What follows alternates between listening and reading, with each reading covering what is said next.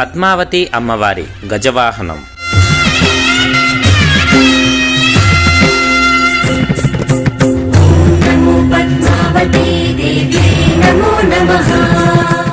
శ్రీ పద్మావతి అమ్మవారి కార్తీక బ్రహ్మోత్సవాలలో భాగంగా 5వ రోజు రాత్రి గజవాహనముపై పద్మావతి అమ్మవారు మహాలక్ష్మి అలంకరణలో దర్శనమిచ్చారు. సాధారణంగా లక్ష్మీదేవి ఎన్ని రూపాలలో ఉన్నా అమ్మవారి యొక్క ప్రధానమైన వాహనం గజవాహనము.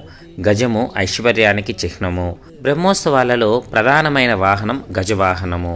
తిరుమలలో స్వామివారి వాహనమైనటువంటి గరుడ వాహనానికి ప్రాధాన్యత ఉన్నది. అలాగే తిరుచానూరులో అమ్మవారి వాహనమైనటువంటి గజవాహనానికి ప్రాధాన్యత ఉన్నది. గజవాహనమున గజగమన